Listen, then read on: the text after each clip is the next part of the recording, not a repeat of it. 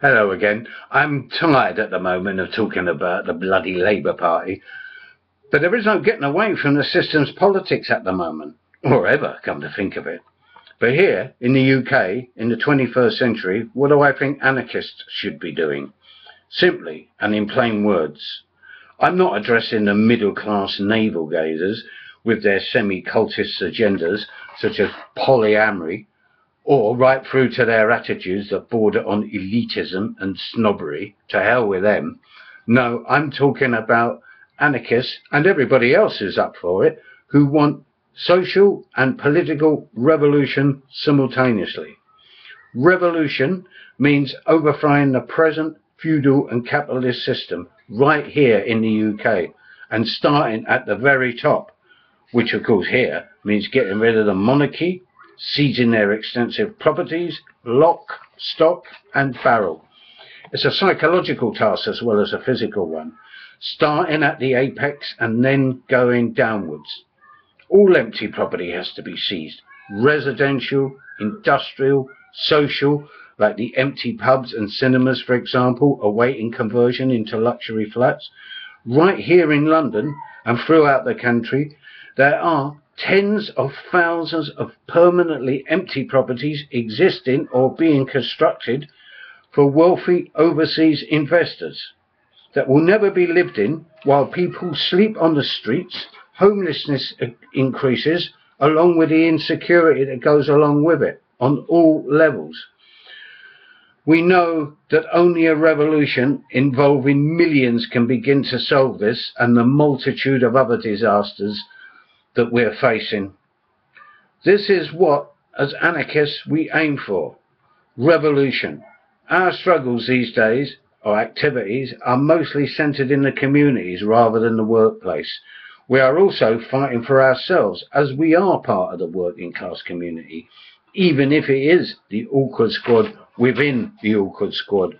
Our everyday direct action orientated struggles revolve around things that affect us: housing, survival, austerity, marginalisation, increasing authoritarianism from the state, policing in particular. Most of us are from the lower end of the working class, lumpen proletariat if you like, despised and feared equally by the state and the left. Yes, in equal measure. Of course, we do have people with us who used to be called middle-class dropouts. We're not that exclusive, but we don't sit all around all day writing dissertations or debating. We solve things by direct action, squatting, occupations, and resisting evictions, for example. It's our political task to reject all the manifestations of the system's politics, right, left, centre, blue, pink or red. We need, in a period of mounting resistance, to expose and combat the manipulations of the left in all its shapes and forms, as they are the most insidious pillar of the system, and in fact its final redoubt. As anarchists, we oppose all authority, especially anything that negates freedom, enslaves people's minds, religion for example, the idea of that supreme authority, God. We stand opposed to all the institutions of capitalism and the state.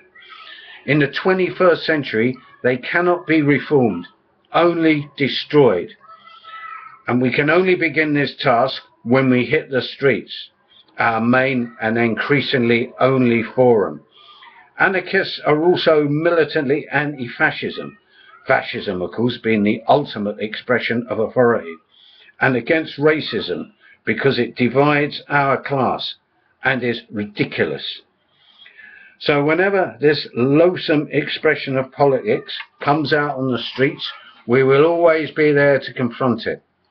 And of course, if we reject racism, we also reject sexism. And if it appears in our scene or movement, we should deal with it, removing the offenders from the body politic. Let them join the left where they belong. For anarchists, direct action is our total and absolute lifeblood, whatever form it takes. And finally, we stress the importance of solidarity, Solidarity with anarchist prisoners, not only here, but all over the world, and all other deserving prisoners. Solidarity means that none of our people should at the very least go without shelter, or have to use food banks, or stand alone in isolation if they come up against the law or the system.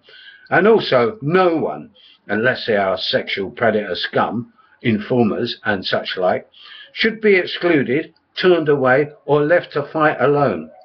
It ain't no cakewalk being an anarchist, always in confrontation with the state and the system on a macro and minor level.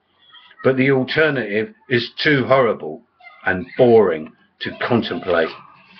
I shall at a later date maybe talk about workplace struggles and the withering away of the unions, along with other matters here that I've raised or not raised. And I shall be back with a commentary on the anti-austerity march that takes place here in London on June the 20th. Bye.